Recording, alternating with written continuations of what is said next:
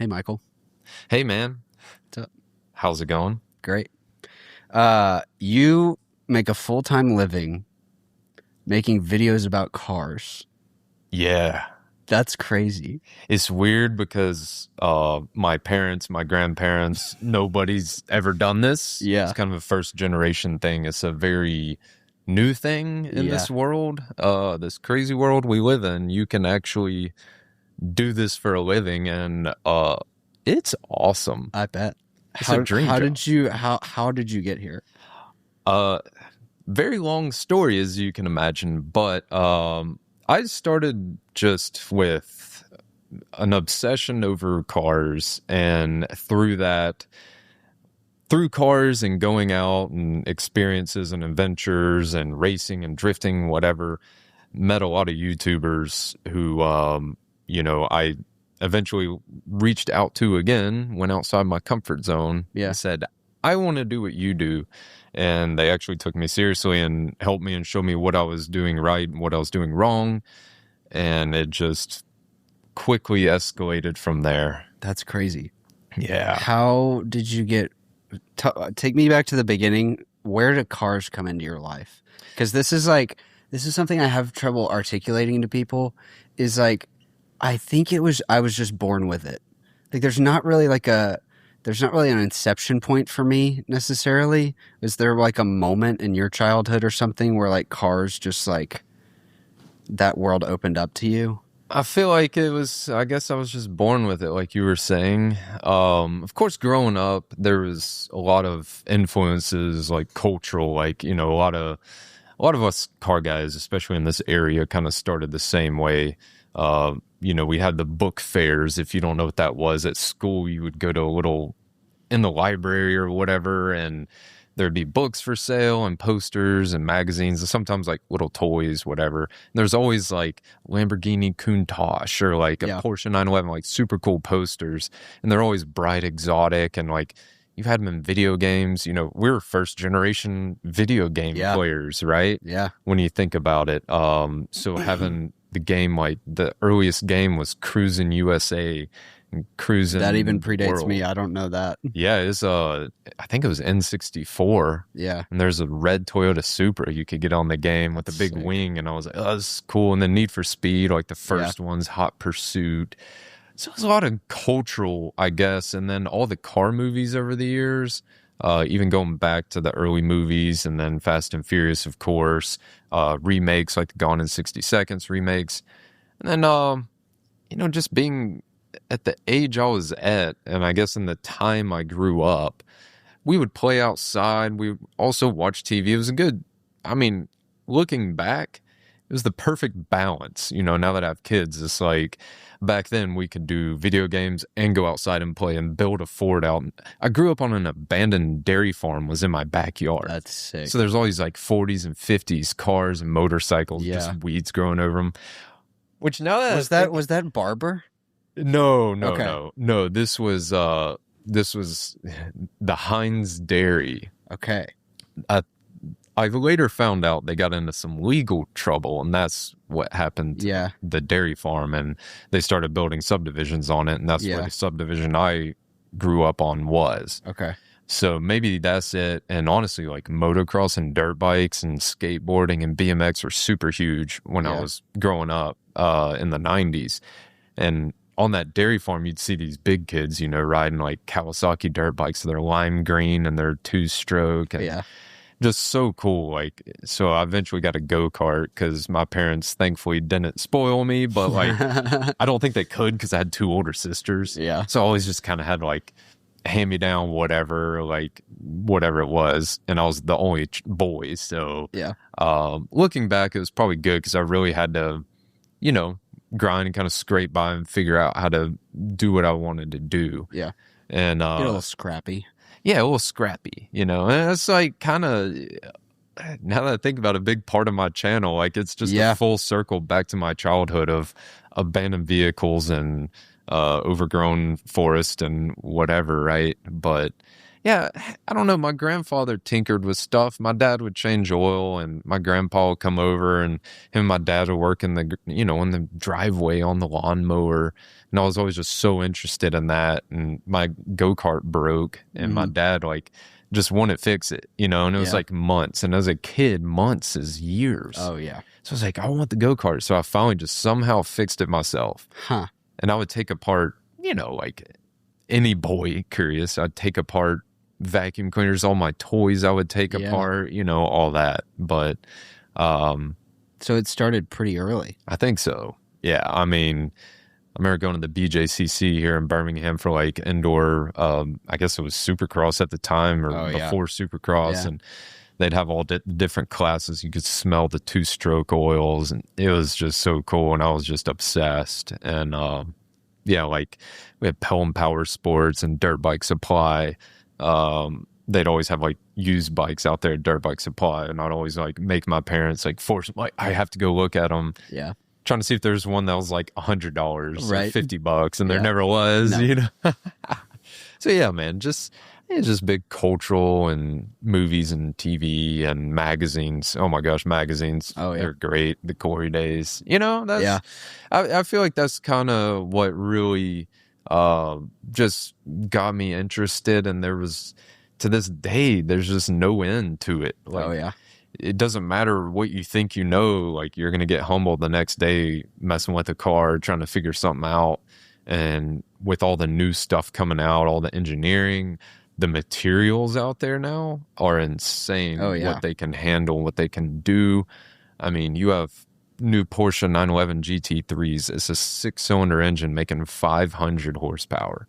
It's like, how much can we go any further than this? Yeah. Like, can a 6-cylinder make any more power? And then I keep wondering about that. Like, this is definitely a tangent, but I want to go down it. sure. Like, especially with EVs coming around and like horsepower basically just being free now because you can just throw a battery on and then have 500 horsepower. It makes me really wonder. It makes me wonder and almost worry for the future of the car industry because there's all these resto mod companies coming around. Yes. Like so many for every old interesting car, it Right. seems. Even like old Jaguars. Yeah, they the they call them XJ12 things. reimagining. Yes. Yeah, they reimagine these cars and make them modern, which I'm all for. It's Yeah, I'm all for it. insane. I think Yeah. it's so cool. Like a Singer is like the it car for me, Right. you know? But it makes me worry for the future of cars because it doesn't seem like manufacturers are picking up on that. I would say like here and there you have Porsche still making manual transmission GT3s and stuff like that, but I don't really see that from most of the auto companies trying to make these like kind of raw feeling, engaging, interesting cars. Everything's very electrified and screens. Right. So apparently, I feel like with the automakers, they do listen. They're just a big ship that they Yeah. have to steer because, around the mid 2000s, like around 04, 05, before, the recession, whatever, there's this huge influx into the retro mods for American muscle cars. Yeah, And that's you true. saw Ford come out, Dodge with the Challengers, and then Chevy with the Camaro. They started making them look like the old cars, Mm. which it took them a minute, but they did it. And like the Plymouth Prowler. Yeah, Oh man, those are sweet. So it took them a minute, but they did do it, and they're wildly successful. My only problem with that, which isn't really it's not a huge problem. But the Camaro has always been like, hey, let's make it like futuristic and stuff. And then they made it look like the old one. And I'm like, if I wanted a 69 Camaro, like they're available and like you can build one from scratch. yeah, Literally, you can buy a new part made from all over the world. But the Corvette kind of took the reins of like, hey, we're going full blown to the future. to the future. And we're not trying to reimagine or make it look like anything old. But the manufacturers do seem to be listening, and they do seem to be going back to buttons and get rid of the screens. Yeah, It's a big concern. Even people who aren't super into cars, you go buy a vehicle and most people have owned an iPad or knew someone who did own an iPad, and it's like, oh yeah, it's 8 years old and it still works, but it's very clunky, it's old. Now imagine if you put that iPad in your hot car in 100-degree weather for 10 years. Like, that's what these screens and electronics are. They're going to fail. Yeah. Like, how long are those going to last? Yeah. And like, you see people like the Slate truck, and so if you don't know, that's Jeff Bezos apparently backed it, so it's catching controversy for that reason. But clearly, he's probably not sitting there designing a truck, and he just put some money in a place to hope for a good return on his investment or whatever. That's what I'm thinking. Yeah. But that's going back to like super cheap, super basic. I think they're like starting at $15,000. Yeah, that's brand crazy. new. So it's a good time to be a car guy, especially with all the 3D printing, the laser scanning. I've been getting into that with some projects I'm doing behind the scenes that are taking a lot of time, but just passion, you know. So now is a great time to be a car guy. You get everything. And I was never anti-EV, but I have gotten to experience some Tesla stuff lately. And having 2 kids and stuff, and especially, when I go on these YouTube adventures and I don't sleep and I'm tired, having a self-driving vehicle that's quiet, hey, there's a place in this world for that. Definitely. The Ferrari Luce got huge pushback. Huge. So much. It looks like an iPhone. It blew up the world. Like Ferrari, but hey, it's fine. Yeah. We can have 2 things. We can have your crazy exotic, and you can have your boring Ferrari that appeals to a whole different market. Yeah. And one thing I've learned with YouTube is just because everyone says they want something, when you give it to them, it doesn't mean they're going to get it. So you can look at the sales of manual transmission cars and see, like, most people begging for them are people like me who are probably never going to go buy a brand new vehicle. Right. Like, I'm going to buy it when it's 10, 15, 20 years old. Right. Like the new Nissan Z, they have the manual. Nissan, I'm sorry. So, but when that car's cheap, I want to own it, you know? So I don't. It's a good word, because, like, I think about that. If I have $50,000 to go buy a manual transmission sports car or fun car, I could get a Civic Type R, or I could get a 911. Right. Like, you can get a 996 911 that's like, it's 15, 20 years old, but it's right. It's a 911, you know? Exactly. I guess we're similar in that aspect, and many car people around the world are as well. But yeah, I'd rather take the $50,000 and spend 30 on a 911 that needs some work, and spend the other 20 on maintenance on it. Modifications. Right. And have a good time, or buy a really nice example. But I guess if you may have noticed on my YouTube channel, if you've watched, I like to buy really bad examples of cars. And literally, it's so rewarding, because just washing the car makes you feel good, because you made the car better than it was. Yeah. When you drive some off the showroom floor, I've had so many friends do this. They buy a brand new car and they're beautiful. I'm like, that is an amazing vehicle. It's so clean. I like to clean cars inside and out. I'm very particular. Might not know it, but I try. Yep. But the second you get a rock chip or someone bumps into you, you're just stressed and you're not enjoying the car. Whereas if I take a complete basket case and make it a nice car, it got some rock chips, or, my wife ran into it in the driveway. I know how to fix it. Yep. My blood pressure doesn't go up. I'm like, you know what? This is why I don't buy brand new vehicles. Yeah. But there's obviously a place for them. And hopefully one day I'm in a position where I can buy a brand new car for my wife, so we can have, a reliable road trip car to go, on vacations. Right. And I don't have to change brakes and wheel bearings before we go on a trip. Well, we can go to the beach tomorrow. Let me put a wheel bearing in your, Lexus RX that just hit 200,000 miles. Wow. Yeah. It's just getting broken in. It's a Lexus. It is. Yeah.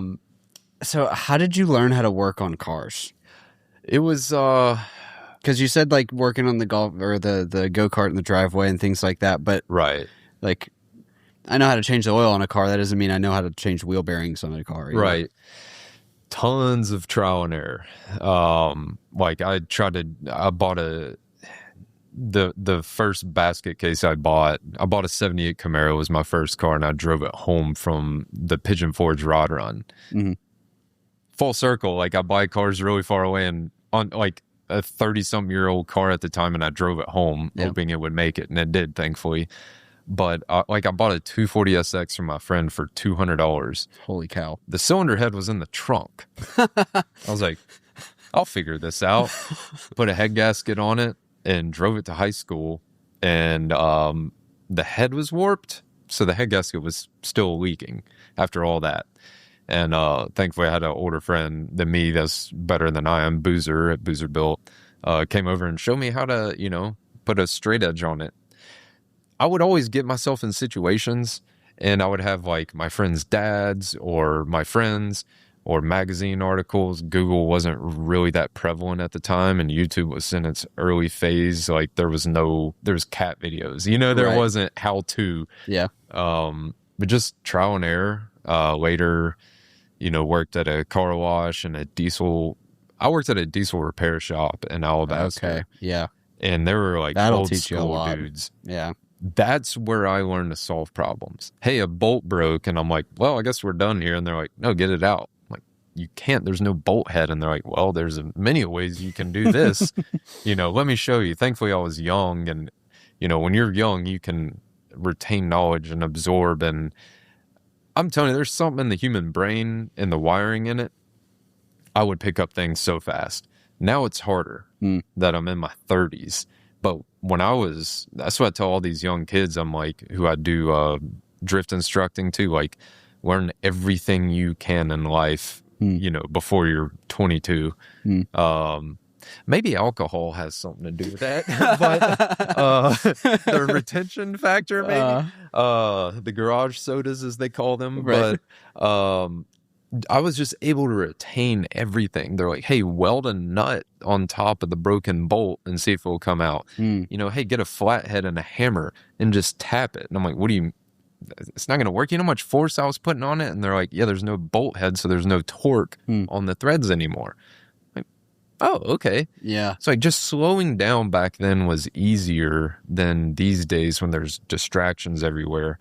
So being able to really think about it, and felt like a woodworker, like a caveman chipping into a stone back in the day. You're just tapping this bolt and slowly watching it walk its way out. And it's like, this is cool. And again, here I am, 19, 20 years later. It still has not lost its luster. There's still so much I'm learning and having fun doing and just challenging myself, Yeah. So take me through kind of like, you said, how old were you when you were working at the diesel shop? Man, I was in high school, so I had to have been like 17 or 18. Yeah. Okay. Take me through like the next like 10 years or so. Because I know you've got a background in like drift world. How did you get into some of that kind of stuff? Yeah, it all started. I would race remote control cars, became pretty big in the early 2000s, and I got to race with Charlie Bradbury, who raced like NASCAR trucks. Oh, wow. He was a super cool dude. He passed away, unfortunately, but just seeing, like, at a young age, meeting someone, I'm like, yo, like, have you been on TV, Like, oh my gosh, like, you're doing it, like, it's so cool. And, just doing the RC cars and just, you break them and replace everything, and you just learn so much from that alone.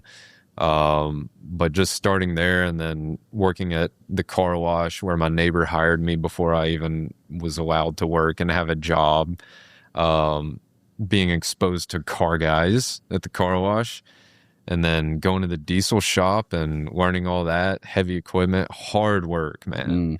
Those guys are beast. Yeah. Like I would not, like, if you get in a bar fight, I want one of those guys lifting Caterpillar cylinders. They're all just like real, like muscle, Yeah. But from there, I was kind of doing summers and kind of off and on there, and throughout school. And I would also work in and out of like hot rod shops and stuff, and going in for a summer and installing stuff. And it's funny because that's when social media started becoming a thing. They're like, hey, you're young. Can you manage this account, and post stuff on the internet to get business for the hot rod shop? Sure. So yeah, I went from the hot rod shop to, and I don't know, I've worked a lot of jobs, and like Ed Bullion said, like he never seemed to. I felt good about it because he would learn what he was going to learn, and when it got stale, he would kind of go to the next thing. Yeah. Because I used to feel bad about like switching jobs every 2-3 years. Right. I'm like, dude, like that's not good. And I had a neighbor who worked for U.S. Steel his whole life and said, hey, this is how you have to do it. So keep doing what you're doing. Right. And he was very in tune with the markets and stuff. And he's like, hey, keep learning all you're going to learn. I'm like, okay. So I'd hop around jobs. And just worked in a bunch of different places, but eventually went into banking and finance. Okay. Yeah. I didn't expect that. So I've always flown by the seat of my pants. Yeah. Like just going wherever life tended to nudge me. And went to school to learn how to run my own business because I'm like, I want my own shop one day. Right. So I'm going to go for business, but I don't want to like, my dad's an electrical engineer. I didn't want to let him down. He's super smart. And he had me. My sisters are smart, but I'm more like,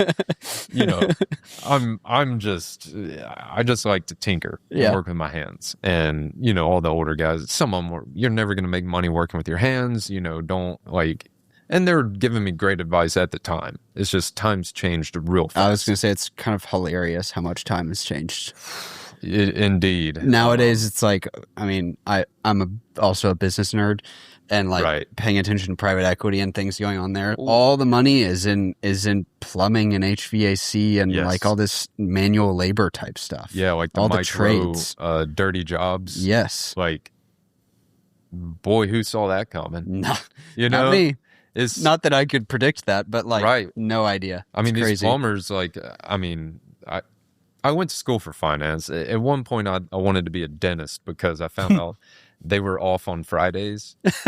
And I was like, cool, I'm going to buy a 69 Camaro because I'll have money. Yeah. And I can just go drive around on Fridays. Yep. And just enjoy the car. That's I was hilarious. Like, that was in high school. So like, every now and then, like some of my parents' friends are like, so you still want to be a dentist? You know? And I'm like, oh, well, that's hilarious. Yeah. So, I went to school for business and somehow got super interested in the stock market, always was interested in that, and finance, and graduated, worked for a bank and back office at Wells Fargo corporate, and then an investment firm working with the retirement accounts, basically just moving money around. I was an IRA analyst, like a financial analyst, basically just moving money around.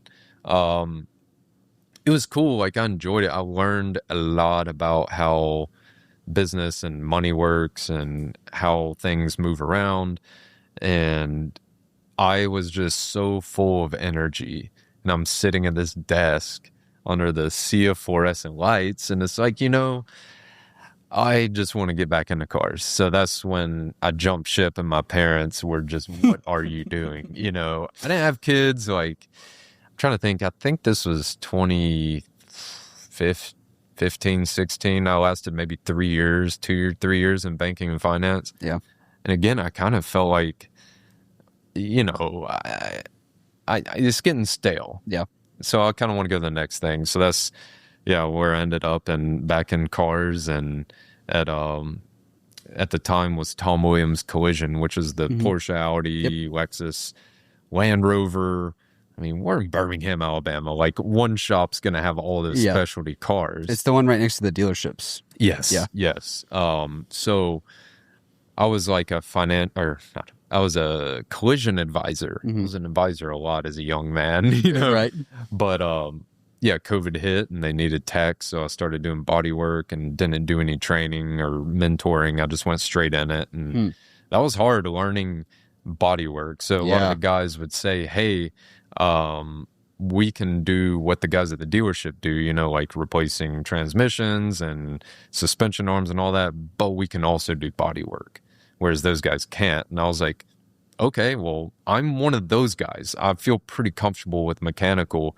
I don't know the body work side. And oh my gosh, that's hard. Yeah, that's like a whole other world. I'm still learning, like, to straighten metal, body filler, properly using body filler, like the properly, coating things to make sure stuff doesn't rust. It's using liquids and materials and paint and prepping for paint. It was really cool. So I did that for a few years. And what's crazy is, again, like the plumbers and doing that, making way more than I was as a financial analyst wearing a tie every day. Who would have thought? Yeah. It's like someone's going to do a book on this one day, how like a perception, right? It's like, I had like a 95 BMW M3 and it was in pretty good shape, but it was like at the time, like, oh, it's a nice BMW. I was wearing a tie, making no money, dude. Mm-hmm. And I was like, this is cool though. I get to commute in a BMW M3 and like, you're in the air conditioning after working at the diesel place. We were at lime plants and mines, and it was hard work. You're in the heat, you're in the cold. So I really appreciate that brief moment of air conditioning. Right. But as an aside, is the E36 like really fun? yes. Okay. It is not. I feel like it's kind of like the discounted M3 because everyone Right. wants an E46 or Correct. something newer, They're fun. They're very well balanced.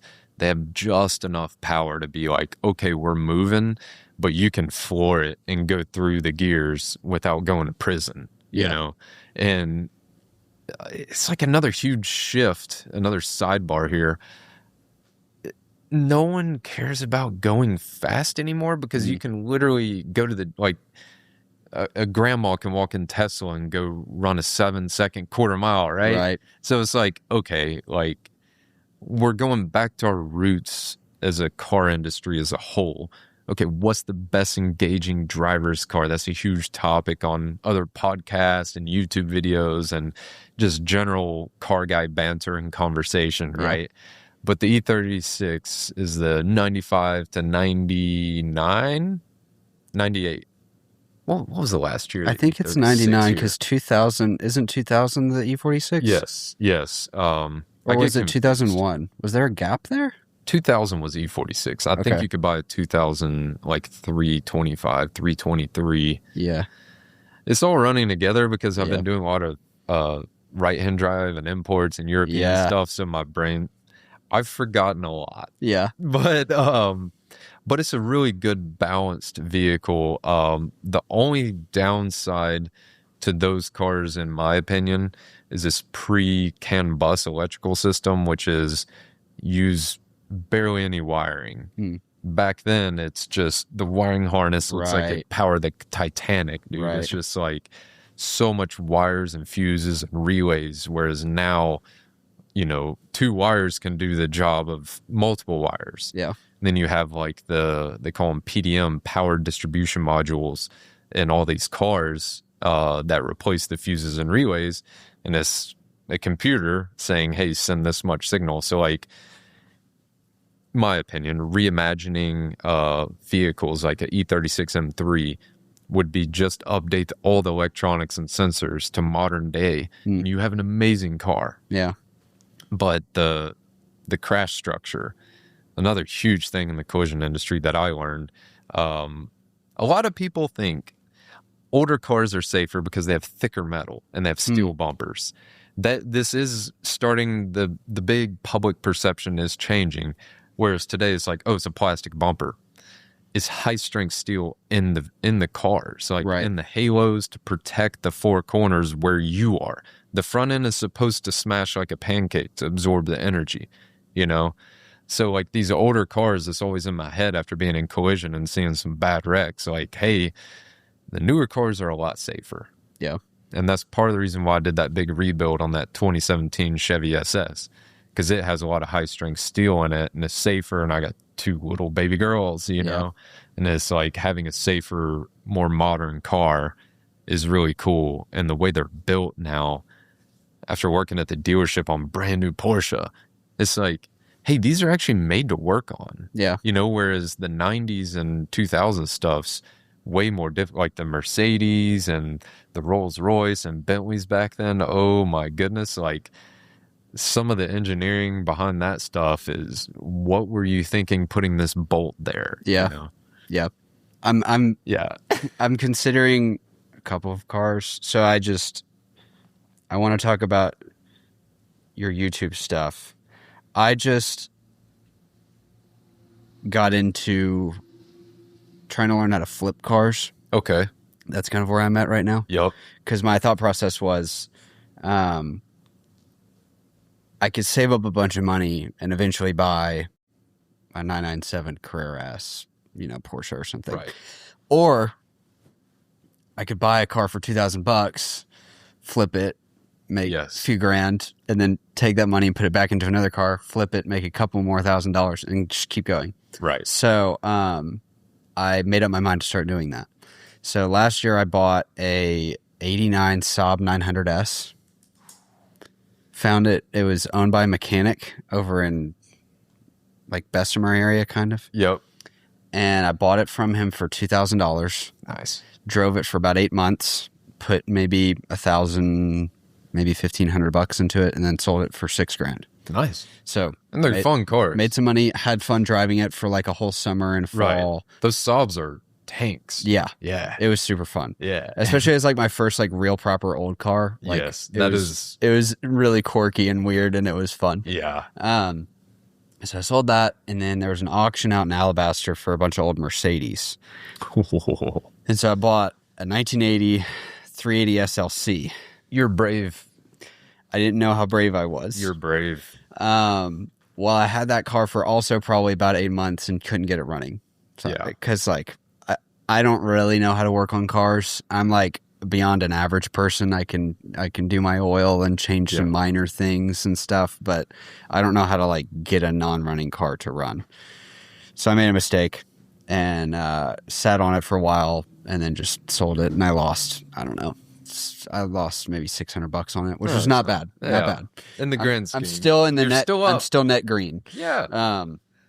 But now I'm, so my wife, she just graduated PA school, and so she's working now. And so it's been only my income, so I've only had so much money to like kind of mess around with. Right. So now I'm getting to a position where I might have a little bit more money to mess around with. Yes. So E36 is one car I've thought about looking at. So the market on those here where we're at, trying to like sell them and stuff here, I don't know. Yeah. That might be a good market to get into. And nowadays people travel pretty far to get cars they want. I'm kind of thinking about just like finding the right car and just going wherever it is. Right. I have a friend who had an R129 SL 500 Mercedes. Yeah. And he sold that car on Cars and Bids a couple years ago, and it's now for sale again in California. Oh my God. So I'm kind of like, yeah. Yeah, I mean, the cars move. My theory on that, a lot of people think I'm crazy, but I'm very calculated. So if I can buy a car locally, let's say there's E36 M3 here that, let's say it needs a completely new paint job, but there's one, it could be in Washington State, the other side of the country, okay? But it doesn't need a paint job. It's how long is it going to take me to paint that car? Mm-hmm. Weeks? How long does it take to drive from Washington to here? 2 days? Yeah. You know? Yeah. So it's like, I would rather be driving the car and experiencing it than working on it. I do like working on them, but everyone's situations are different. If you don't have a project you want to work on, then that's another story. I have a lot of projects. Yeah. Yeah. Well, so how did YouTube start? So were you working at the collision shop at that time? Yeah. So a friend of mine, Taylor Hull, and he's a professional Formula drift car driver. Okay. So he started a drift school and wanted me to instruct with him because, we've been competing for a long time. So I started doing the drift school with him, and we got to meet, obviously, anyone who signs up to go learn how to drift or further their skills is a cool and outgoing person. 100%. Same with Cannonball Run.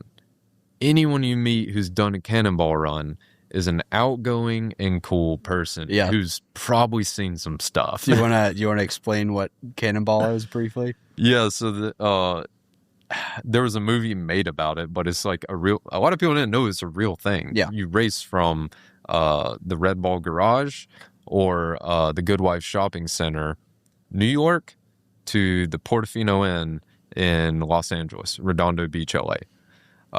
It's a real thing, and you see how fast you can do it. The reason it started was to prove you can drive across the country going really fast safely, because there's the song "I Can't Drive 55." They were trying to get the speed limits raised, and be like, hey, we can do this safe, which has been proven many times you can. So that's what the cannonball is. Yep. You got to be very interesting. So the first time I did that, it was just people from all over the world. You did that. Oh yeah, yeah. Okay, I didn't know that. Yeah, Taylor Hull and I did that. What? Briefly, what car did you use? A 1974 Plymouth Duster with 1993 Nissan 240SX front subframe, rear subframe, and suspension that Taylor did in his shop. Yeah. And it had an LS engine, a 5.3 liter Chevy engine. So you drove a Frankenstein car. It was beyond Frankenstein. I mean, dude, the back seats he put in it is me, him, and our friend Hunter. I swear he took him out of like a pontoon boat and screwed him in the back. Yeah. And it had a roll cage as 174 Plymouth Dodge Duster. It was bad. That's hilarious. That's not what I thought. Because most people when they do this, they take some kind of like high horsepower, inconspicuous sedan of some kind, right, and then put a fuel cell in the trunk, which is basically an extra fuel tank. Yes. And then they leave in the middle of the night, and then they drive for 3 days or however long, 2 days. Yeah, so that's part of our... They don't usually take a hodgepodge vehicle. Well, so this was called the Coast to Coast Express. Okay. In 2019. Yep. You had to have older vehicles. Okay. So they had to be era appropriate to the original Cannonball. So everyone's in old cars. Right. Like our friend Tommy Davies brought over a right-hand drive Jag from the UK. Wow. And he's from the UK. And it was the coolest thing seeing him do the run in that car.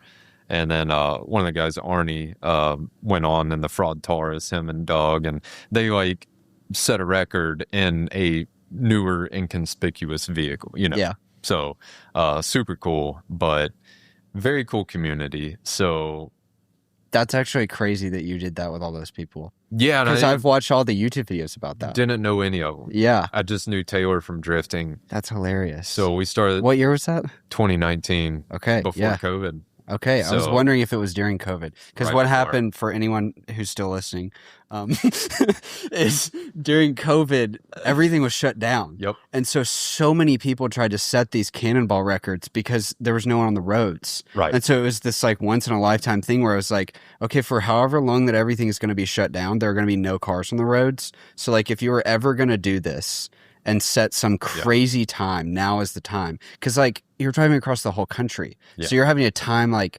when are you going to hit 5 o'clock traffic in which city? Because you're going to go through so many cities across the whole country. And like, if you're trying to be fast, you need to figure out how to get around traffic, It's tons of logistics. Like it's military level, we're invading tomorrow. We need to have the temperature, the wind speed, like all that. Yeah. It's crazy. But through that, Ed Bowling was the record holder at the time. That's when I met Ed after, not sleeping for 4 days straight. Right. Going across the finish line, and one of the New Zealand guys handed me half a case of really hot Coors beer. And at that point, I was like, I'll drink anything right now. I'm dying after being in this car for like 4 days because I had to drive it to New York and then do the run. Yep. So it was rough. And Ed was so cool. Like, I mean, I'm an idiot, like, especially on 4 days of no sleep. Like, that community, after they saw us roll up in that car, literally duct taped together, like holding the hood down. We had so many breakdowns, but they took us in, and it was so cool. And man, through that, some of the YouTubers from that would come over and do the drifting, and just met all these YouTubers through the drift school, and just all got along, kind of loosely kept up, like friends on social media stuff, and being able to keep up with each other. And one day I was like, man, I've been competing and drifting, and it's a ton of money and energy to try to get somewhere and like very few people are able to make that your job. Right. And I was happy every weekend I was able to go to the racetrack. But Monday to Friday, I liked working on cars, but you're working at a dealership where they just want produce, make money. You know, you're just a number at the end of the day. Right. I mean, it is what it is when a company gets that big. I mean, you got thousands of employees. Everyone kind of has their job and stays in their lane. Met some really awesome people there who helped me out tremendously. Dude, I had so much help. Like, I had help from anyone I had contact with was like helping me, and I was trying to reciprocate and help everyone else as well, you know? Yeah. Especially with flipping cars, you know, like if I can hook up someone who's helping me, you know, I'd hook them up. Yeah. If their son needed a car, I'm like, oh, here, I don't have much money in this. Here, just whatever, come help me with this car. Especially here in Birmingham, there's not a huge presence of, you know, the advantages of being in a really big city like Atlanta or Florida or LA, New York. There's a lot of other people you can lean on. Yeah. Whereas we didn't have a lot of that here. But yeah, I just one day was like, hey, I want to do YouTube full time, and reached out to a few friends of mine who were doing it, and they took me seriously and knew I wanted to actually do this thing. And I quit my job like 3 weeks after that. Wow. Okay. And I had you just jumped straight in. Yeah, my wife was pregnant, so we were having our second daughter in like 7 months. You know? Holy cow. And I was like, 7 months, I'll be able to get this up and running. Yeah. So I jumped ship and went straight into it. Was your wife working? Yes, she works for Okay. Habitat for Humanity. Okay. So a really cool job there. But yeah, so we had to move things around behind the scenes as far as, you know, health insurance. Yeah. The really sexy stuff when you work for yourself. Yeah, the fun stuff that you've probably never heard an entrepreneur complain about, right? Yeah, right. Health insurance. Take me to, where does your wife come into the picture?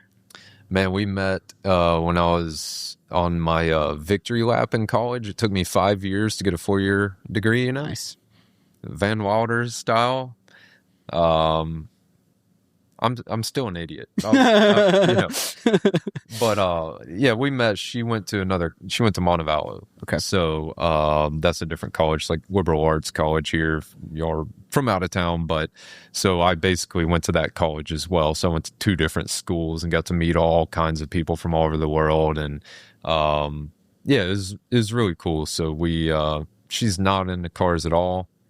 One day I traded my 86 Corolla GTS hatchback for a 97 Toyota Land Cruiser. Only car I ever drug home that she said, I want that car. And I said, I really want to sell this car because we need the money, but if you love it, we'll find a way, because honestly, I love it too. Yeah. Because we had a 4Runner growing up, and that Land Cruiser like was everything a 4Runner was plus some. I was like, just the materials they use. Or what year was it? 97. Okay. Still have it. 352,000 miles. Just getting broken in. Would have drove it here today, but we're having some issues. That's but okay. You know. So yeah, I kept that car, but she's awesome. She's super supportive and, you know, just always down for whatever. Now that we have kids, used to it's like, hey, I've found a cruise boat leaving tomorrow for $200. She's like, awesome, let's go. Yeah. Now it's harder with the kids, so I still am spontaneous, but things have to be more worked through to leave town like that. But yeah, she's great. And yeah, so we both worked really hard.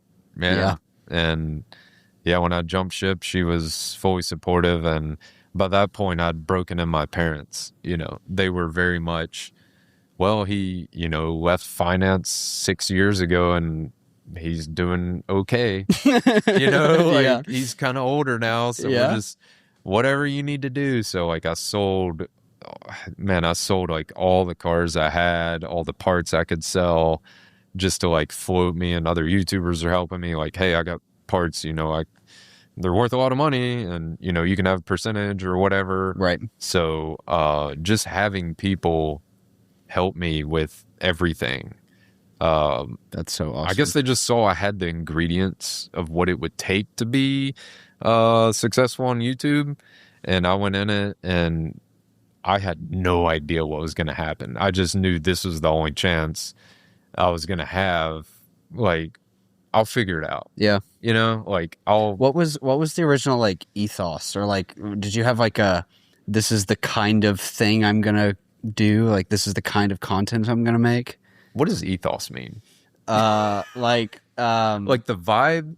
yeah, like the message or like the core thing that you're gonna try and like do. Oh, okay. So yeah, that was what I've been doing for 19, 20 years. I'm gonna find a really cool car in really bad shape that I can afford and fix it up. Okay. And people seem to enjoy that. I guess they relate to it. And I do. yeah. I was gonna say I watch those videos all the time. And like I learn things. I literally do it for pure entertainment. But like there's a lot of times where I come to aha moment in the videos where I figure something out and that information could potentially help someone else. But I'm not a professional. I don't know if you can claim that if you're making money doing it. I mean, I guess, but like, don't take my advice. Just if you see something that you could use as helpful. You're not claiming to be Chris Fix-It. Yeah, don't sue me. Don't sue me. You're not gonna get anything. You're doing your own thing. I'll give you a 1991 out in the woods car. You know, if you sue me, this is what you're getting. No. Yeah. So yeah, what was the first video? Let's see. I'd been doing like drifting videos that would get, you know, anywhere from 20 to 120 views. Like one time, one of them got like 900 views, which was cool. I think one of my first videos that started catching on and got like kind of over, it's actually a how-to video, putting like a transmission cooler on my Tahoe so I could tow more weight with it than I should, you know? Yeah. I think that got like 19,000 views. I was like, oh, this is cool. But it's kind of like a how-to. Whereas on YouTube, it seems like sometimes if you hit it right, like a how-to video can pop off. Right. But there's so many of them. So it's like how to change my oil in a 2015 Audi Q5, you know, or how to change a valve cover gasket. That could get 1 million views, but it could also get 100, you know, and people... It's also like those are probably not repeat customers, if you know what I mean. Right. Like someone who watches a how-to video of how to fix one thing on a car is probably not going to like subscribe and then continue watching you. Correct. You know, work on a completely different car that they don't own or something. Right. Yeah. Someone said to me before, YouTube is two things: is education and entertainment. I believe that's what they said, and that kind of makes sense because you kind of watch educational things. Dude, I go down rabbit hole. I watched like whole series of videos on different knots to tie. Like, what? I watched a video this morning on while I was eating lunch. It was a video about how the Brooklyn Bridge was made. Engineering explained or something like that. I would watch a 3-hour video on that. Yeah. That's just me though. Like I'll get in these deep dive, but will I go back and watch them talk about ants? Probably not. Right. You know? But that was the first video that like actually got views, and then my other ones were just kind of meh. And what really popped it off was when I quit. My very concerned friends, concerned for my well-being, were like, "Hey, come film with us. We'll do video together." So I went down to Orlando, Florida. My friend Freddie and Jack. So Tavares is, a lot of people know him. Went to his shop. And he had the $1 million mile Lexus that he bought from Matt Farah for $1. Mm-hmm. He paid way too much for that car.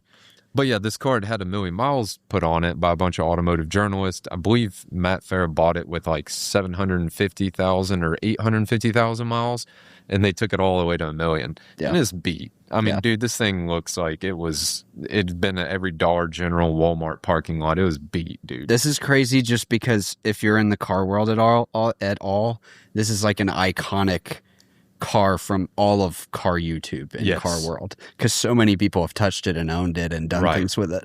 And so Freddie was like, "Hey man, like, do you want to restore this car?" I was like, "Yeah, like that'd be so cool. Like, I just left the Lexus dealership. I like these cars. They're super cool. They're I favor Japanese cars, but I like everything.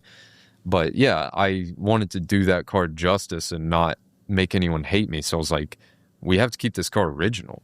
Like I literally cleaned the weather stripping and like replaced as few parts and used all the original parts I could that still had the VIN tags on them. Yeah. The original like fender was on it and it was so bad. I got as straight as I could. My buddy Jay came over and helped me like metal work it even further to where we're not just filling it up with Bondo like the last guy did. Yeah. Which, hey, if that's what you want to do, that's fine. Whatever. Not judging. Right. It's But just what you wanted to do. yeah, so You wanted to do it proper as much as you could. So yeah, man, that was like my initiation into YouTube. Yeah. Because that was a hard car to restore with how bad it was. And basically repainted it and pulled the carpet out and deep cleaned it. And so we'll probably still do more with that car eventually. We want to do like a cross country trip on that car as well. Obviously, why would you not? Right. That car's literally, I think it's been to the moon and back 4 times. Yeah, does the odometer even go up to like 7 digits? It stopped at 99999. Okay. Took it to the Lexus dealership and they were like, we can't do anything with this. Like they're like, I'm pretty sure they're just supposed to be dead at this point. Like, yeah, people don't drive they weren't them surprised. this far. Yeah, they were all about it. It was so cool. But yeah, that was the first like video series I did.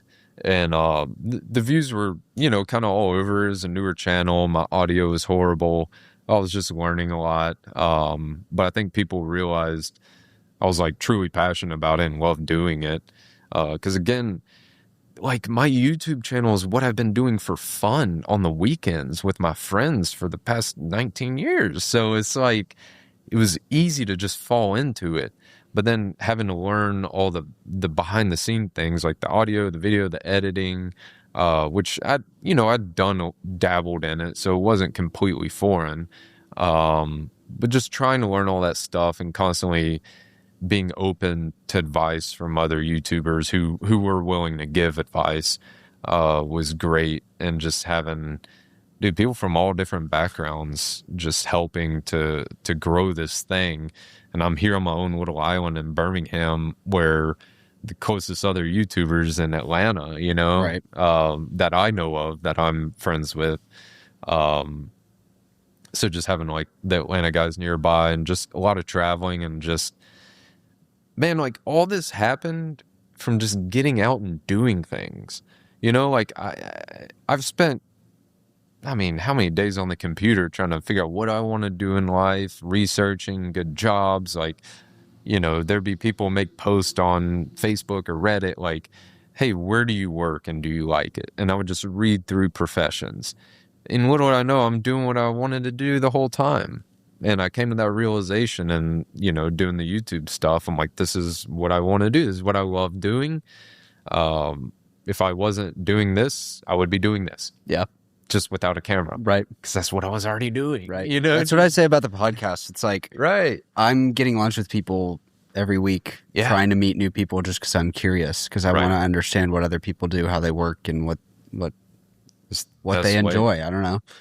Yeah, you get to commingle 2 things you enjoy, and it's like, this is fun, this is enjoyable. Yeah. And it's cool having another Birmingham creator here, or whatever you want to call us, content creators, crazy people, whatever, we just enjoy crazy people who like staring at computers and moving clips around and listening to themselves over and over again. Obsessing over, just making the car perfect, making the video the best possible video I can make it.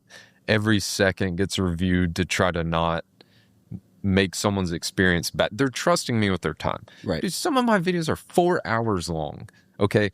I don't want there to be bad audio or they don't understand what's going on, or I left out oh, the exhaust is on the car. What happened? I'm like, hey, off camera, I put the exhaust on and I had to like bench press this with my huge, strong arms, and I forgot to turn the camera on or something, whatever it was, or I got hit in the face with the exhaust and I'm bleeding everywhere and had to go home, like whatever it is.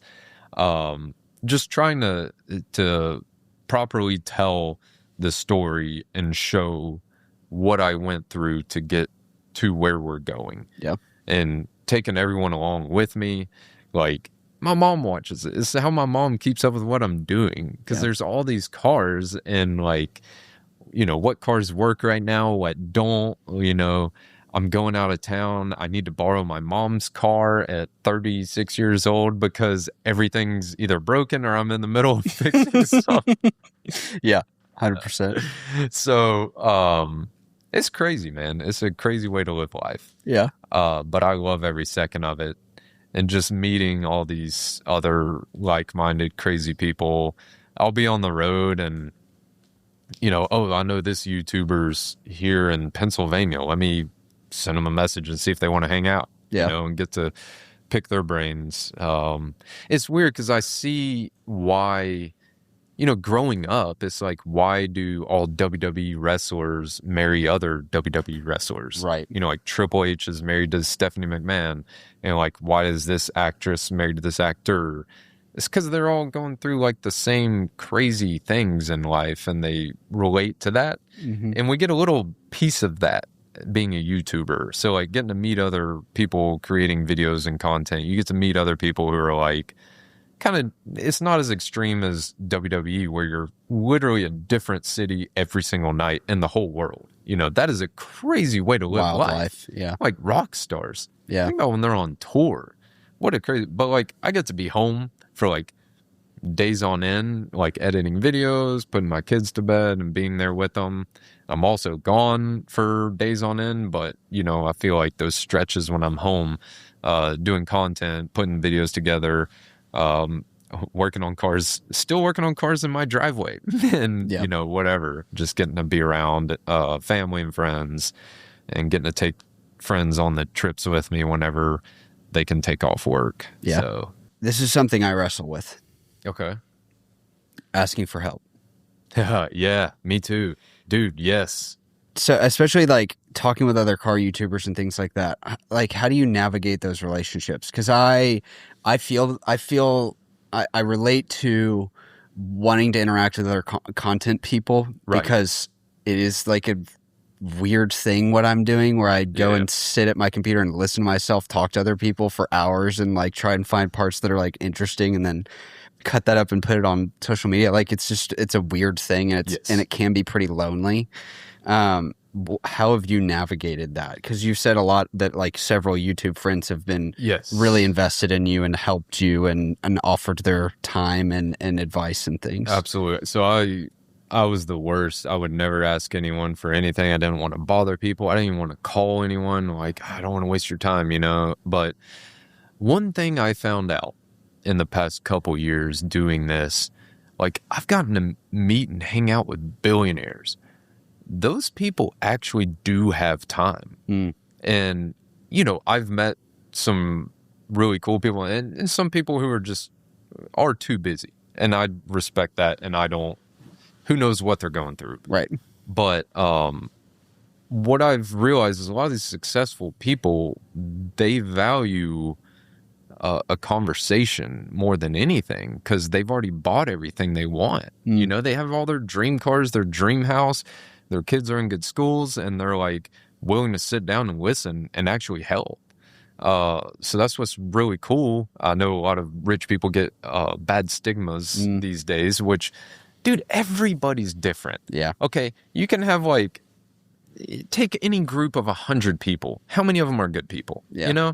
So ironically, and this is a tangent a little bit, but some of the best people I've ever met who are most generous with their time and their resources are some of the richest people I know. Right. And I've had both. I've had people who literally don't have a pot to pee in will be like, spend a whole day with me. And I'm like, dude, what can I do to repay you? Right. Like, let's work on your car, whatever it is. So I struggled heavily with that. And I was just not happy with where I was at my age and my whole life. Even when I was young, I just never wanted a traditional life. Mm-hmm. I understand why people do. And I didn't, again, I enjoyed the same routine every day, and getting to sit in the air conditioning was great. Getting to eat nice food every day on lunch, like going to sit down and eat and quiet and pee, like it was cool, and getting to meet people, whatever. Like maybe I go back to that one day. I don't know. Who knows? but like I enjoyed it. But I always just wanted to. I grew up watching baseball, like Major League Baseball. I'm like, that's a cool life to live. Yeah. You get to play baseball and travel and meet people, and so I just really stepped out of my comfort zone and asked people for help. Again, some people, looking back, some people would give me advice, and pretty much everyone that gave me advice, it was good. And you kind of take it for what it is and try to apply it to your own life. Because again, no one's done this before. Yeah. But I was surprised how many people were receptive, especially when I'm like no views, like I'm literally no one to them. And a lot of people went out of their way to help me. And I try my best to try to like reciprocate. Like with the guys down in Florida, I'm constantly like, let me help you with, is there anything I can do? Like, is there a part you need? Like, you need me to help with a car? Like, you don't want to fix? Like, anything. If you need something picked up, like, I was constantly just trying to reciprocate and just help other people in whatever ways. And thankfully, like, it's worked out. And thankfully, we've gotten good views, and hopefully that has helped them as well. Yeah. So I think it has.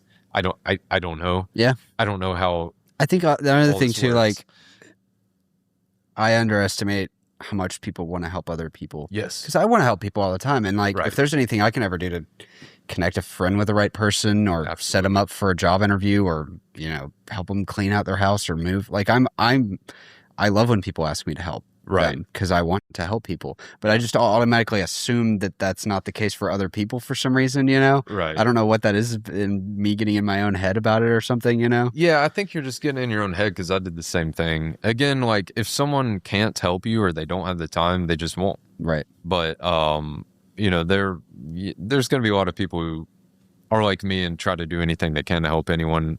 Like, on the airplane, put your oxygen on first, then help someone else. Like, I'm trying to, do that with myself first, and trying to help people when I can as well. But right now, it's just me. Like, I need a lot of help. Like, I need help, dude. There's so many nights I just don't sleep. Yeah. And, unfortunately, I've been able to go back and like repay my friends. Dude, there's like one trip I went to New York for the Supra, and I like didn't even have the money for this car. And I was hoping it would hit that morning, and it did. But I was like, I'm gonna have to call like 10 people to borrow money to send to this guy to buy this car. Yeah. And I had no shame. I was like, I don't care. I'm making this work. Like, whatever I have to do, and if I fail, I'll make it up to him. I'll pay him back. Whatever I have to do, I'll sell whatever cars I have left. But I just went for broke with it, man. Yeah. I just went all in for it. And it was calculated, though. Like, I had people, I was like, hey, I want to do this. And they said, okay, I'll help you. And thankfully they did, Yeah. But yeah, people want to help others. And successful people in good places are willing to lend their time. And whenever I have people, I'm still figuring it out, but I've had people reach out to me, and I give my advice on YouTube and how to make a good video and all that stuff, because I don't have any secrets. Like, that's kind of what the few people ask. They're like, I don't have any secrets. Like, there's no get rich quick scheme to YouTube, or Right. Like, you see people buy bots and views, and that doesn't work. Right. Like, it just I think you can like pay YouTube to get views, but it just doesn't, like, the algorithm, they've somehow figured it out so fast. It does its thing. Yeah. Like, if I have a video that isn't good, like, it doesn't get views. And if I have a video that is some insane video where we rebuilt a car in one video in a week and took it across the country, like, okay, that one did well over 1 million views because it turned out as a good video. Yeah. How do you know what's a good video? I feel like, in my head, I might be wrong, it's a beginning, middle, end. Mm-hmm. I grew up watching The Simpsons, Family Guy, good movies. There's a beginning, middle, end. So I used to make videos where I would, hey guys, I bought this, this Toyota that doesn't run. And then at the end of the video, the car still didn't run, spend all my money, and then I'd like have to park the car out because I'm like, oh, cool, the frame's bent. Like, there's no fixing this. You can't find a frame rail for this car. I'm gonna have to part it out. My videos were just so bad. They were so bad. Like, Was that the Forerunner? no. Thankfully, we fixed that one. Okay. This was like a Supra I had bought, and the frame, it was a train wreck. Yeah. Like, it was bad. But I ended up, B is for Build, Chris Steinbacher, I sold him parts off that car to fix his Supra because he couldn't find parts for his Supra. So another YouTuber who gave me a shout out for no reason in Washington, on the other side of the world, you know, just gave me a huge shout out, which was great, you know. So just, I think being in the game, right? Just being in the game, whatever genre it is you want to be into, if you're into music, just if you fix up guitars and like classic guitars and dealing with guitars, I've noticed any high level musical YouTuber or even musicians, you might have a piece they're obsessed with. You know, I have to have that guitar. Like Van Halen, they just messaged me. They want to buy this guitar. So like for me, having these quirky different cars, getting to meet all these crazy people was super cool. Yeah. There's a podcaster I love and reference a lot. His name is David Sinra. Okay. He has a podcast called the Founders Podcast, and he basically has spent the last 10 years just reading biographies of the world's greatest entrepreneurs and then making podcasts about them. And it's crazy because he did that for years and years with like basically no recognition. And then Patrick O'Shaughnessy, who's a really big investor up in New York area, found him and then basically like exposed him to all these very high level, billionaire level entrepreneurs. And it kind of like, that was kind of like the apex moment that kind of shot him up. Right. And now he has another podcast that's self-titled David Sinra, and he interviews all of these people. So he's interviewed Rick Rubin and Rick Rubin. James Dyson, like the guy who invented Dyson vacuums. He's interviewed Michael Dell, who invented Dell computers, like top level, like guys who've, you know, created the world that we see before us, basically. And oftentimes he a quote that I kind of hold on to that he says all the time is you kind of just have to stay in the game long enough to get lucky. Like you just need to be in the sphere, you need to be in the world, you need to like do the stuff. And even if it feels like nothing's happening, like you never know when that break is going to come. For some people it comes like year 1, and for some people it comes in year 7 or like year 15. Like James Dyson, I think he spent, I don't remember how many years he spent in trying to invent the vacuum, but I know he created 5,127 prototypes before he created like the one that hit. And it took him years and years to do that. It's like, you just have to have this like doggedness to just keep going. Absolutely. You know? And that's a good concept too. Like just, it's almost like a book on tape, right? Listening to that. And that reminds me of just, I've consumed so much like podcast and media. Like, how do I get to where I'm at today? Looking back at it, you know, just talking about it right now is like, man, this is crazy because I would listen to all kinds of stuff like that and how people got started and just pulling inspiration from everywhere and using my own weird style to, you know, portray what I'm doing, you know, as being born and raised in Alabama and freaking, you know, whatever. Yeah. Living half my life downtown and half out in the country and just being this, whoever it is I am, and just being myself. Like you said, it's usually just you. It's usually just me and my camera and a busted car somewhere in the country. And whether that's here in a desert or the marsh, whatever. And just trying to apply everything I learned. And it's crazy because back in the day, you know, a lot of my older mentors were like, you know, hey, you're going to make all your money in the last 10 years of your career because that's when you've learned everything. It all manifests and all comes together, and you're actually worth something to society and your business, and you'll make all your money then, you know. And that's kind of how it always was. You know, in the 90s, there wasn't Dude, there's supercars and hypercars driving around everywhere. There's a Koenigsegg driving around. There is a Koenigsegg and a Pagani in Birmingham. What the heck? You know, and it's like there's just money everywhere. Have you seen that car yet? I have not seen it in person. I saw it drive by on 280 in a way that like I couldn't really like get a picture of it or anything, but I freaked out. It was insane. Yeah, it's nuts. But back in the day, like if you saw Lamborghini on the street, like the whole world everyone would pull over and just be like, wow. Yeah. But now it's more common, and you know that might be another reason why my content's working. I was talking to someone the other day, and they were talking about how it's so cool to see a restored car driving down the road because think about it, like any shop in Birmingham, these high-level restoration shops, dude, there's no way you bring a car. I don't think it's getting repainted under $40,000. Yeah. And how long? Like a year, 2, 3 years to have like a really nice car when you're done. So it's like, it's crazy driving a lot of these junk cars across the country, how many thumbs up and waves you get.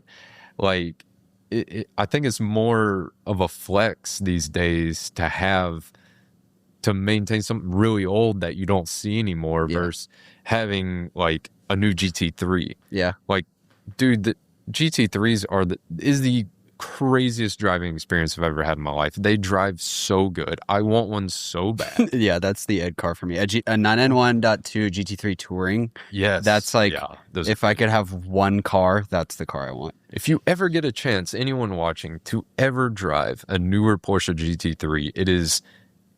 I don't know how to explain it. It feels like a video game. Like it feels like a simulation. Yeah. I'm like, there's no way this car feels.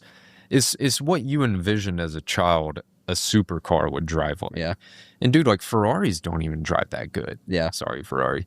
Don't sue me. But yeah, no, they're their own thing. Like every car offers its own thing. Yeah. Like even the older Toyotas and Chevrolets I drive, like they all offer that. Like the air-cooled Porsches, like they're such a cool vibe. Like the Volkswagen Bugs are so, like, there's so much to experience. And that's why I do what I do with YouTube. I get to experience all these crazy cars like the 1990 Renault Alpine GTA Turbo. Yeah. An Italian or French rear engine car. Crazy. It's so weird. Like it just drives so cool. Yeah. Like it's just such a neat seeing how the French do it versus the Germans versus the Americans, the Japanese. Yeah.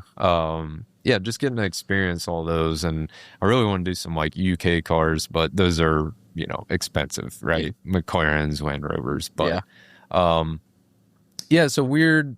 It's again a good time to be a car guy because you can pull up to Cars and Coffee and a 86 Toyota Corolla, and just as many people are hyped up to see that car as they are a Lamborghini Revuelto, right? Just as many people swarm in those. And we all come together as car people and realize we're all a bunch of car nuts. We're all just nerds. We're a tiny percentage of the population. It's so fun. Yeah. And like, it's such a cool way to meet people from all over the world, different backgrounds, see how people live. It always dives deeper. And like the car is the biggest icebreaker in the world. You know, it's like people I know who would smoke cigarettes. They're like, that's how I met all my friends in college. You know, like we go out and smoke, and that's how you met people. You just start talking like, hey man, you got a lighter, you know, whatever.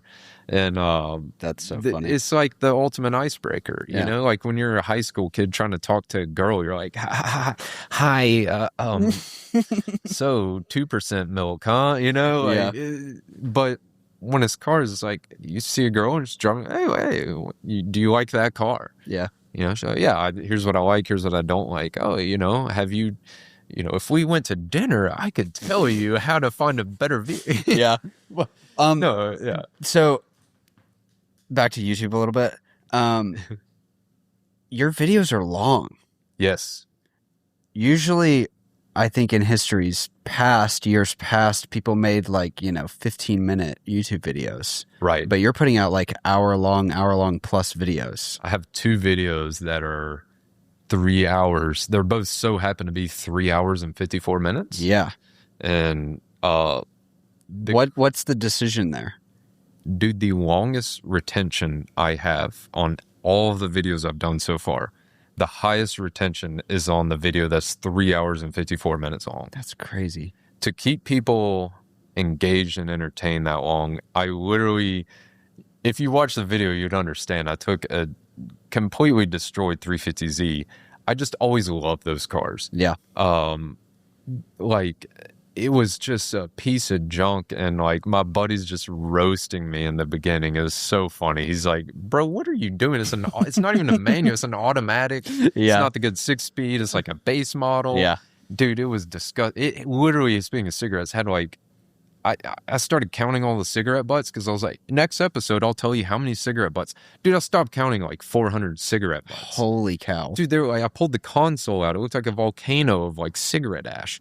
But like just deep cleaning that car, I think appealed to people who like to watch cleaning videos. Yeah.